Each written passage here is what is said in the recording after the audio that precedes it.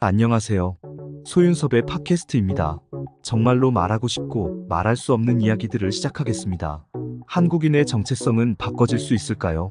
정체성은 변하지 않는 존재의 본질을 깨닫는 성질을 뜻합니다. 한국인의 말과 글을 정체성으로 말할 수 있지요. 단도직입적으로 한국인의 사회정의를 실현하지 못하고 한국인의 교육을 할 수 없다면 정체성은 바꿔지게 됩니다. 그래서 국가와 국민을 보호하는 것은 무엇보다도 중요하지요. 한국 사회는 나라를 잃은 일제강점기를 겪었습니다. 한국인의 정체성이 바꿔지는 시기였지요. 나라를 되찾을 수 없다는 절망감이 쌓여가면서 식민 지배를 어쩔 수 없이 받아들이기도 하였습니다. 그 환경 속에서 입신양명과 부귀영화를 꿈꾸는 사람들은 늘어갔지요. 근본적인 원인은 무엇일까요? 한국인의 사회정의를 실현하지 못하고 한국인의 교육을 할 수 없었기 때문입니다. 한국인의 말과 글을 잃어가고 있었기 때문이죠. 일제강점기에서 한국인의 사회정의를 사회적으로 유지하고 교육을 실현하고 있었다면 한국인의 정체성은 절대로 바꿔질 수 없는 것이었습니다. 하지만 일제강점기의 무단정치와 문화정치가 한국인의 정체성을 바꿔지게 하였지요. 그 어려운 상황 속에서 독립운동은 한국인의 사회정의를 지속적으로 실현할 수 있도록 하였고 한국인의 교육을 계속할 수 있도록 희생과 헌신을 하였습니다. 독립운동이 없었다면 한국인의 사회정의와 교육은 사라졌겠지요. 일제치하 속에서 한국인은 입신양명과 부귀영화만을 바랬을 겁니다. 인간은 누구나 명예를 얻고 싶어하고 편안하게 살아가기를 바라지요. 나라를 잃었더라도 부유하게 살아가기를 바라는 사람들로 변하게 됩니다. 국가가 나를 지켜주지도 못하는데 무슨 짓이라도 하면서 잘 먹고 잘 사는 것은 잘못된 것이 아니라는 합리화를 사회적으로 조성하지요. 사회정의와 교육을 정상적으로 이루어 놓지 못하면 사람들은 이기적으로 변하게 되는 것입니다. 독립운동가를 테러리스트로 규명하는 잘못된 역사관을 가진 사람들은 다시 검증해야 합니다. 수백만 수천만의 한국인의 삶을 유린하는 환경 속에서 독립운동은 테러가 아닌 한국인의 사회정의이고 교육이라고 말해야 합니다. 일제강점기에서 핍박받는 3천만의 한국인에게 사회정의를 실현하도록 하고 한국인의 교육을 유지시키는 것이었습니다. 한국인의 사회정의와 교육을 잃어버리는 국민에게 지속적으로 일깨우는 것이었지요. 독립운동의 사회정의와 교육이 없었다면 일제강점기 시절의 한국인은 말과 글을 모두 버렸을지도 모릅니다. 한국인의 정체성을 모두 버리고 일본인의 정체성을 가졌을 겁니다.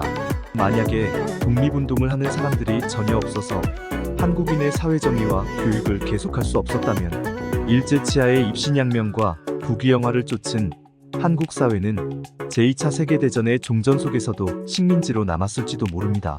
일본 사회의 말과 글이 편안해지고 입신양명과 부귀영화를 이미 차지하게 되었는데 누가 한국 사회를 바라겠습니까? 원래의 상태로 돌아가면 모두가 민족의 반역자가 되는 상황인데도 누가 그 책임을 짊어지고 싶겠습니까? 독립운동이 없었다면 일제강점기의 35년간은 한국인 모두를 부역자로 만들게 되는 것이었지요. 독립운동이 전혀 없는 상황 속에서 사회 지도층부터 일반 국민까지 일본 사회에 안주하게 되었다면 한국 사회로 돌아가고 싶은 사람들은 그리 많지는 않았을 겁니다.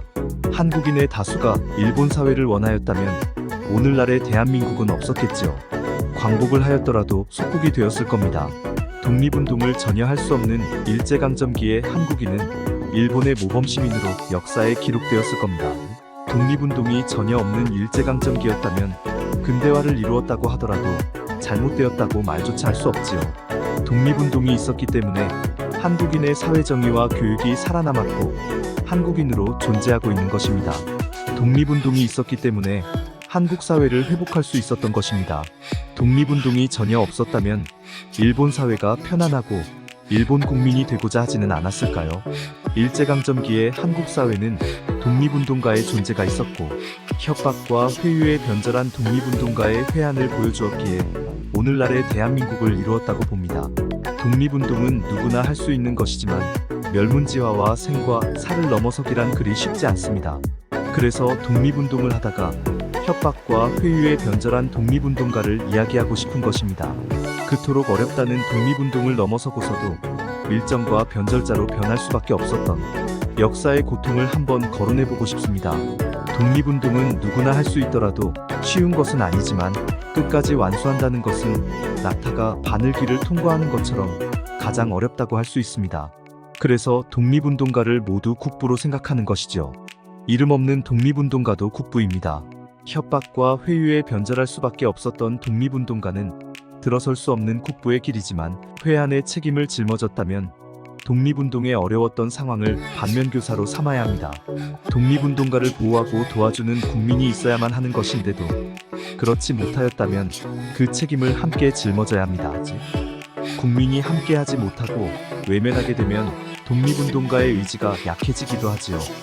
독립운동은 독립운동가에게만 맡겨놓는 것이 아닌 국민도 함께 해야 하는 것입니다. 독립운동의 변절과 친일의 변절을 회한으로 바꿔질 수 있는 당사자와 후손의 길을 열어놓아야 합니다. 당사자는 거의 없고 후손으로 살아가는 오늘날이지만 후손이 회한으로 책임지고 나서서 한국 사회의 역사를 함께하였으면 하지요.